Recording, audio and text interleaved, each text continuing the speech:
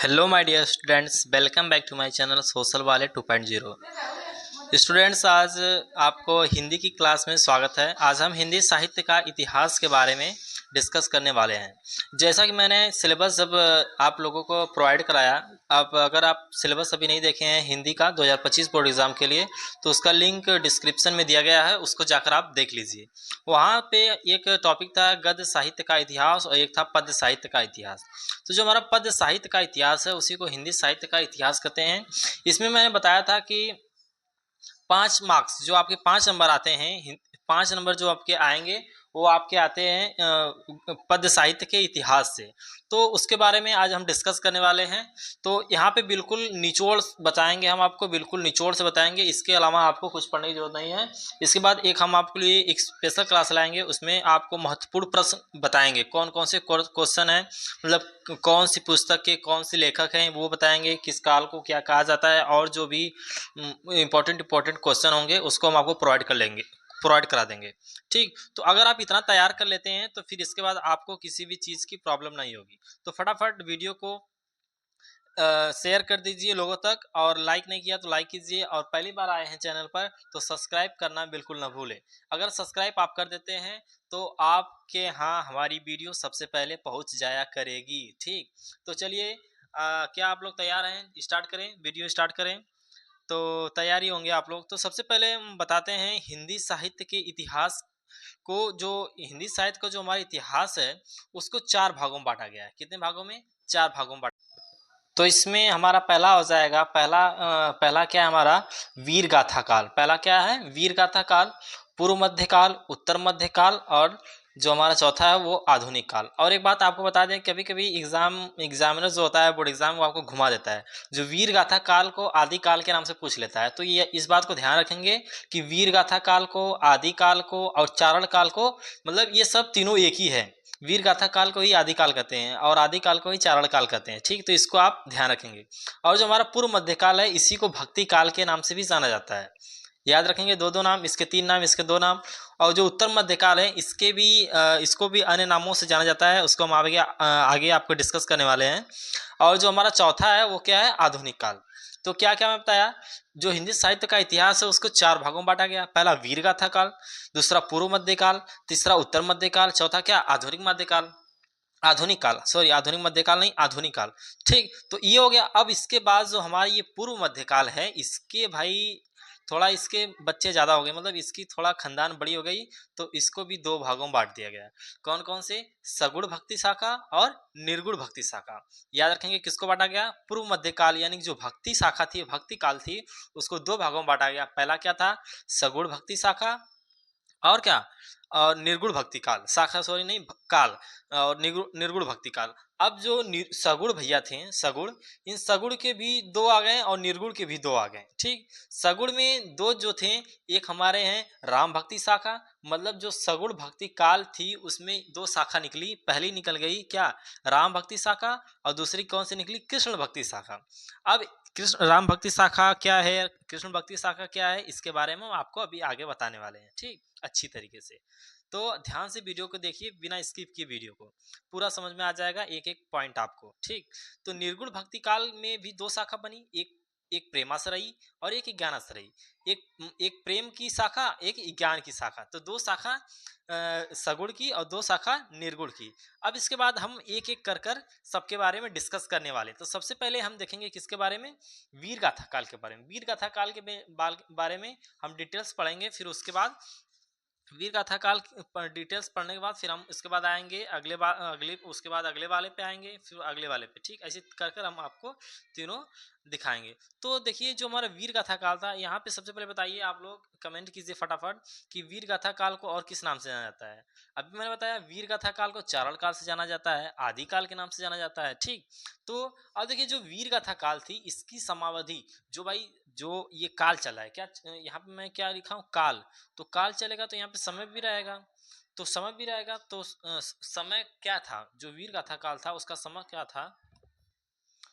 तो जो हमारा वीर गाथा काल था उसकी समय अवधि की बात करेंगे, उसके समय के बारे में, तो नहीं सॉरी 1700 नहीं, 700 सॉरी 1700 मत कर देना, 743 से 1343 तक कितने साल, लगभग 3 इधर और 3 इधर, 6 साल तक लगभग ये चला था ये काल। कौन सा काल? वीर गाथा काल, 743 से 1343।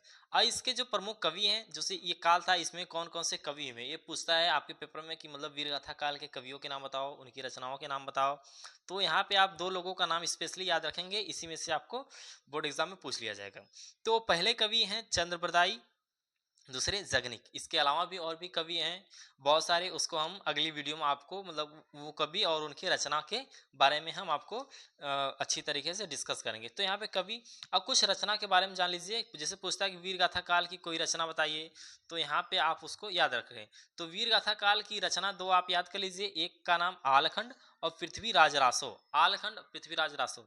जो पृथ्वीराज रासो है ये चंद्रप्रदायी की ही रचना है, इन्हीं की ये रचना है, ठीक, पृथ्वीराज रासो। इसके बाद इसमें जो वीर गाथा काल में जितने कवि हुए हैं उसके बारे में, उसके बाद उत्तर मध्य काल, भक्ति काल, इन सब के जितने जितने लेखक हुए हैं सबके बारे में आपको बताने वाले हैं, ठीक।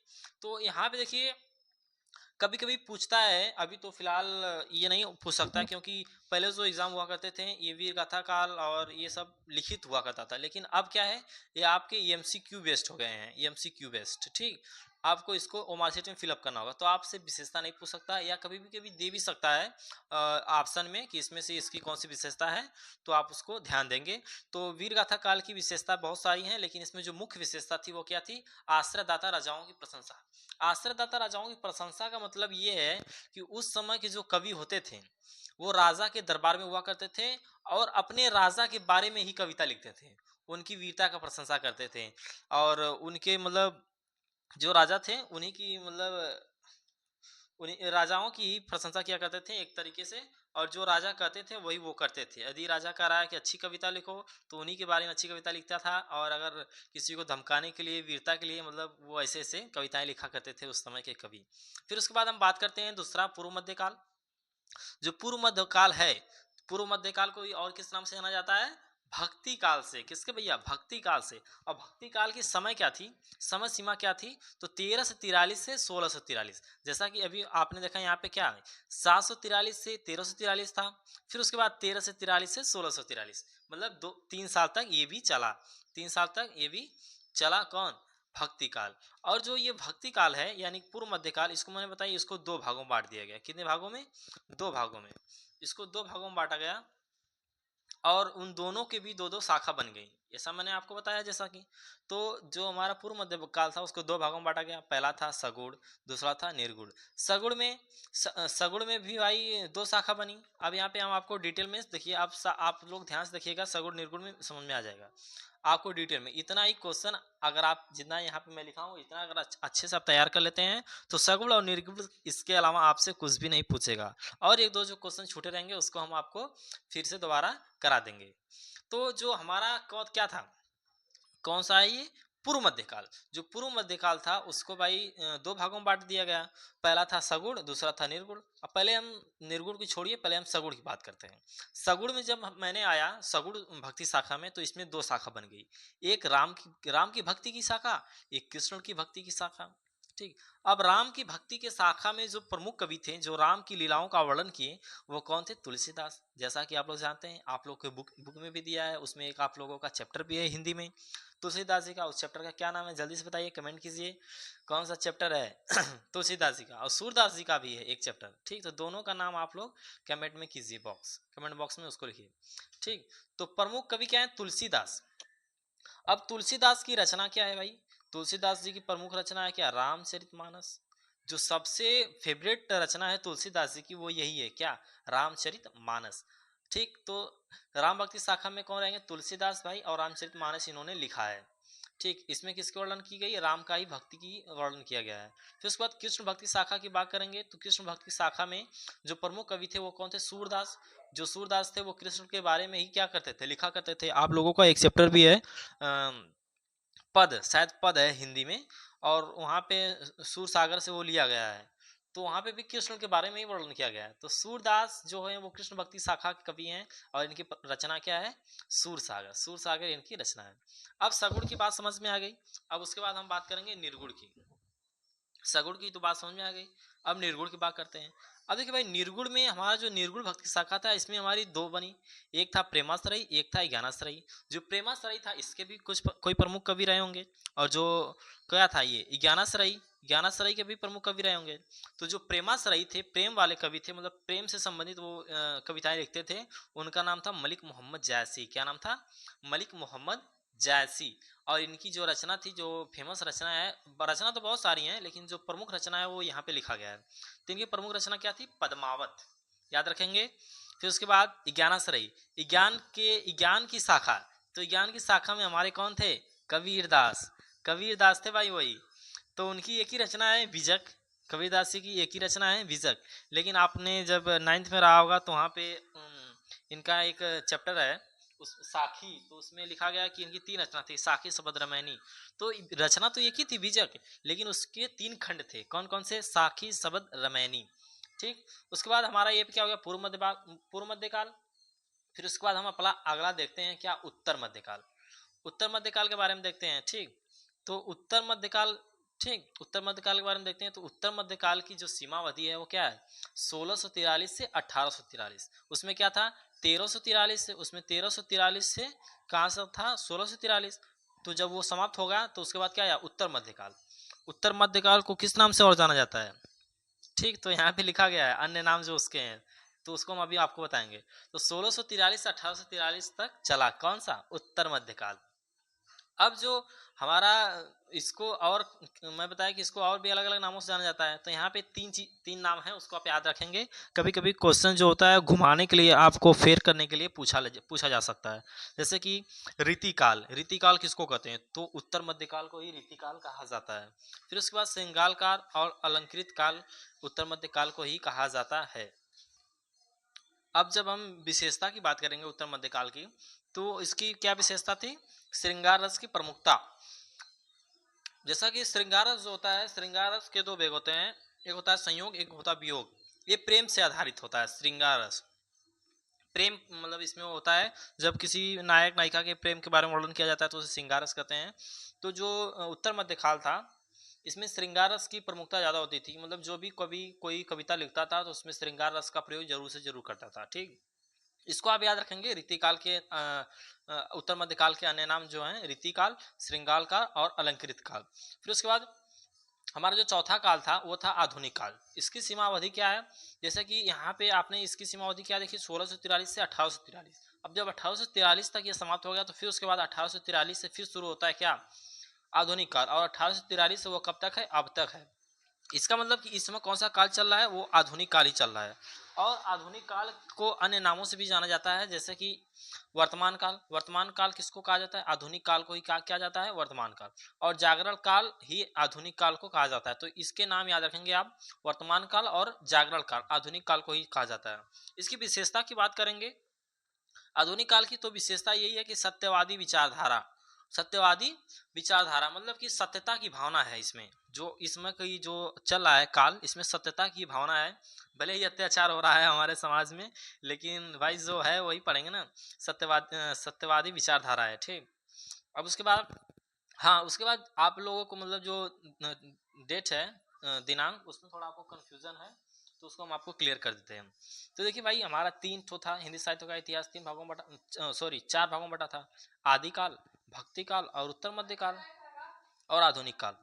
तो जो आदिकाल है, जो आदिकाल है हमारा, उसको कब से? 743 से 1343 तक। और जो भक्ति काल है उसको 1343 से 1643। और जो उत्तर मध्य काल है उसको 1643 से 1843। और जो आधुनिक काल है उसको 1843 से अब तक। तो देखिए एकदम सिंपल याद करना। आप यहाँ से बस 7 याद कर लीजिए, यहाँ से 13 याद कर लीजिए। मतलब कितना वर्ष हुआ यहाँ पे? आपके 6 वर्ष होंगे। तो 743 तो के 6 वर्ष बाद हमारा आया 1343। 1343 के बाद फिर 3 साल बाद क्या आ गया? 1343 से 1643। किसके लिए? भक्ति काल के लिए। फिर उत्तर मध्य काल के लिए, उत्तर मध्य काल यानी रीतिकाल। रीतिकाल को क्या कहते हैं? श्रृंगार काल या अलंकृत काल, इसी को कहा जाता है उत्तर मध्य काल को। तो इसका क्या है सीमावधि? 1643 से 1843। देखिए यहाँ पे 16 खत्म हुआ, फिर यहाँ 16 से शुरू हो गया।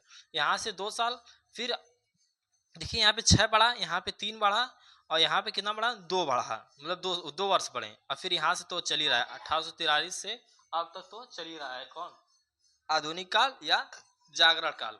ठीक, इतनी बात समझ में आई कि नहीं आप लोगों को, इतनी बात समझ में आई कि नहीं? तो एक बार हम फिर से मोटी मोटा आपको बता देते हैं अच्छी तरीके से कि जो हमारा हिंदी साहित्य का इतिहास था उसको 4 भागों में बांटा गया। पहला हमारा क्या था, पहला था आदिकाल या चारण काल, उसी को या वेगाथा काल उसी को कहा जाता है। उसकी सीमावधि थी क्या, 743 से 1843। फिर उसके बाद हमारा आया भक्ति काल। जो भक्ति काल था उसको भी एक नाम से जाना जाता था, वो क्या था पूर्व मध्य काल। पूर्व मध्य काल, और जो पूर्व मध्य काल था उसकी सीमावधि क्या थी, 1343 से 1643। फिर उसके बाद हमारा आया उत्तर मध्य काल। उत्तर मध्य काल को कई नामों से जाना जाता था, जैसे कि भक्ति काल नहीं, क्या, श्रृंगार काल और अलंकृत काल, रीति काल, इसके नाम से जाना जाता था। तो इसकी सीमा अवधि क्या थी, 1643 से 1843। और जो हमारा चौथा था आधुनिक काल, उसको कब से जाना गया, 1843 से अब तक जो काल चल रहा है उसको क्या कहा जाता है, आधुनिक काल कहा जाता है। ठीक, तो इतनी बात आपको समझ में आई होगी अच्छी तरीके से।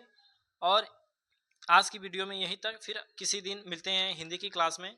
तो अब हम आपको, अगर आपको मतलब हिंदी का जो क्वेश्चन आता है एमसीक्यू बेस 10 नंबर का हिंदी के गद्य साहित्य से और पद्य साहित्य से, अगर आप वीडियो चाहते हैं तो कमेंट कीजिए, उसका भी हम जल्द से जल्द आपको वीडियो प्रोवाइड करेंगे। और वहाँ पे आपको इंपॉर्टेंट क्वेश्चन ही बताएंगे जो प्रीवियस ईयर में पूछे गए हों। ठीक, तो आज की वीडियो में यहीं तक, पढ़ते रहिए, मस्त रहिए। जय हिंद दोस्तों, मिलते हैं अगले दिन।